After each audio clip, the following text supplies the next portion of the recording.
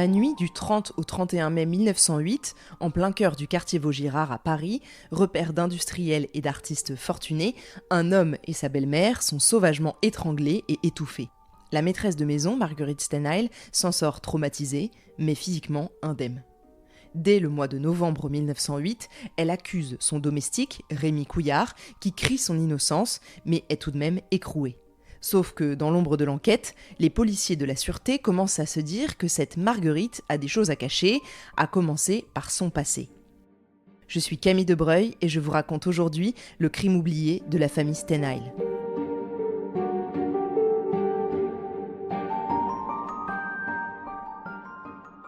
Jusqu'ici, vous pensez que Marguerite Stenheil est une pauvre veuve éplorée, et je ne vous jette pas la pierre, il faut dire qu'elle a quand même été retrouvée ligotée à son lit un beau matin de printemps. Mais que sait-on vraiment de cette femme ? Vous, pas grand-chose, à part qu'elle a clairement les dents longues. Moi, un peu plus déjà, et les enquêteurs en 1908, malheureusement, ils la connaissent déjà pas mal.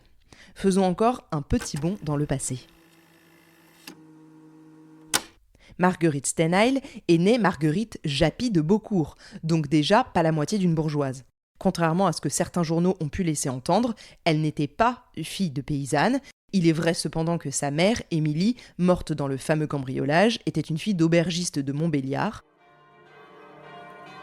Émilie Rault épouse donc Édouard Japy de Beaucourt, le fils d'un très grand industriel, Frédéric Japy.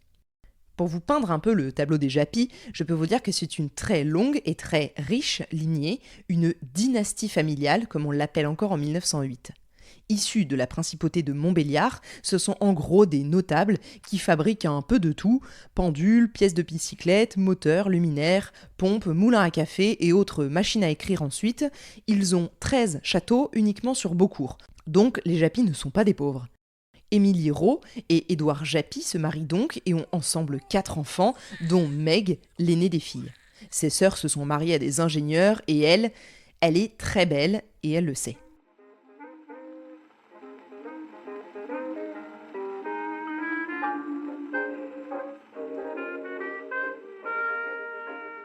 À 15 ou 16 ans, Marguerite, qui devient déjà Meg la sulfureuse, se fait remarquer par son caractère bien trempé et les nombreux flirts qu'elle entretient, notamment avec de jeunes hommes de la classe ouvrière, pas du tout de son rang. Durant toute son adolescence, elle semble se préparer à un rôle de coquette, comme on dit alors, c'est-à-dire la maîtresse des plus grands de ce monde. À 18 ans, sa mère Émilie constate que sa fille est cependant atteinte probablement d'une maladie nerveuse. Il s'agit en réalité simplement d'une santé mentale un peu vacillante que le médecin de l'époque qualifie comme de l'hystérie. Pas de surprise, en 1908 encore, toutes les femmes qui ont du caractère et osent s'exprimer sont estampillées de la sorte.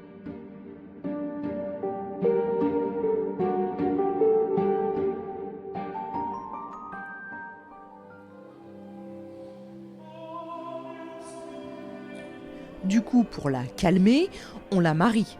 1 an plus tard, elle épouse Adolphe Stenheil, alors peintre verrier de talent et déjà assez renommé. Elle est à l'apogée de sa beauté, lui est fou amoureux d'elle et particulièrement jaloux. Le couple s'installe à Paris et rapidement, Adolphe connaît un grand succès. Meg est une femme très ambitieuse qui voit en son mari un véritable tremplin pour grimper dans l'échelle sociale de la bonne société parisienne. Très rapidement, cependant, son attitude fait parler. Elle danse souvent au bras d'autres hommes, pendant que lui l'observe, assis dans un coin. Dans leur propriété du 15e, ils reçoivent, mais de manière peu conventionnelle, très bohème. Chacun emmène sa part, c'est un milieu un peu arty, et pas aristo, contrairement à ce que l'on pourrait croire. Souvent, c'est Émilie Japy, la mère de Meg, qui, lorsqu'elle est là, accueille les invités. Pendant que son mari passe ses journées à peindre dans le jardin d'hiver, Meg dépense plutôt son temps dans les salons mondains et au palais de justice où elle entretient des relations avec des juges d'instruction et d'autres magistrats divers et variés. Vous allez voir que ça peut aider. Puis, au fur et à mesure, elle entre en contact avec le monde des financiers et des parlementaires. Hop hop hop, pas encore dans la lumière mais presque, Meg remonte les échelons du pouvoir. Après quelques cours de chant, elle se proclame cantatrice et devient rapidement la coqueluche des soirées. Elle mène une vie de fête et se lie d'amitié avec des personnalités de l'époque. En 1897, le ministre de la Marine, Félix Faure en personne, lui est présenté lors d'un séjour à Chamonix. Il confie à Adolphe une commande d'un portrait de lui et passe plusieurs longues journées à poser un passeronsin. Du côté de Meg, son mariage avec Adolphe l'ennuie déjà terriblement et elle sent qu'il faut échapper à cette routine insupportable. Sa rencontre avec l'élégant Faure lui en fournit simplement l'occasion.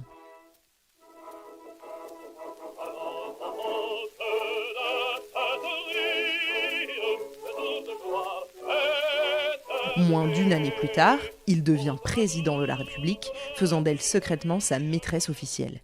Sous couvert de l'aider à rédiger ses mémoires, elle lui rend régulièrement visite. En gage du lien qui les unit, Félix Faure lui confie de précieux documents et lui offre de nombreux bijoux, notamment un collier de perles véritable et une magnifique broche tricolore réalisée par le verrier René Lalique. Très régulièrement, les deux amants se retrouvent, toujours dans le Salon Bleu, une pièce discrète de l'Élysée. Ça y est, Meg a atteint le sommet de la hiérarchie.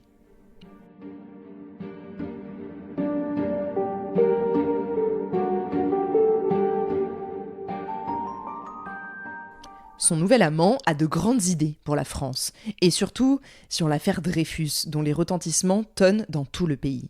Lui s'oppose fermement à la révision du procès Dreyfus et va même jusqu'à annoncer « La révision ne se fera pas tant que je serai chef de l'État ». Quelle parole imprudente. Ça aurait pu s'arrêter là, et on n'aurait probablement plus jamais entendu parler de Marguerite Stenheil non plus. Sauf que le 16 février 1899, Félix Faure, un après-midi où il prenait du bon temps avec Meg, ne s'en remet pas.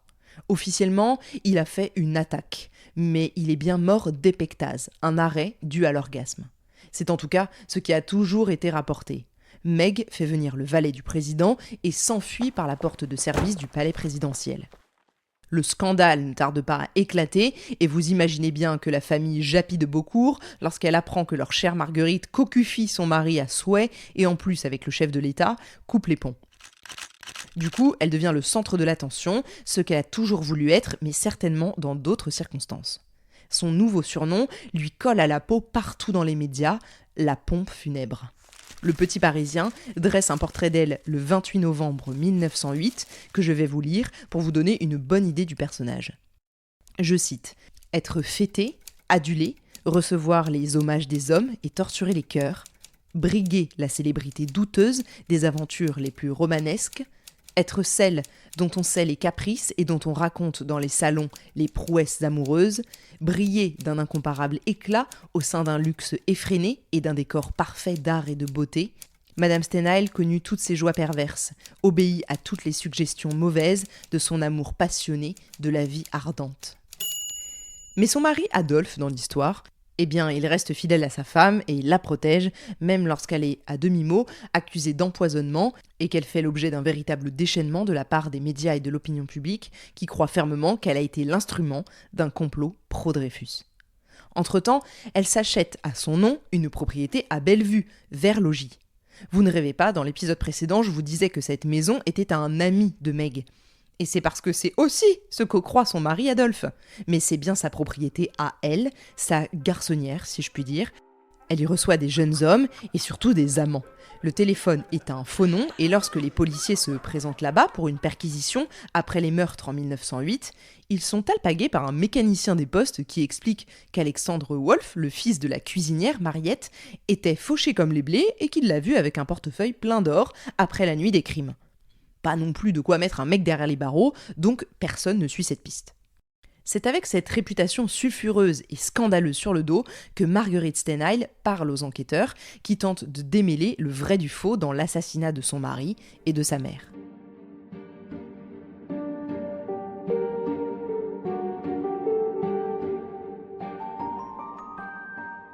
À ce stade de l'enquête, avec ce que l'on sait notamment de la personnalité de Meg, prête à tout pour s'en sortir et plus encore pour briller aux yeux du monde, il n'y a aucune raison, a priori, de penser qu'elle est impliquée de quelconque manière dans les meurtres.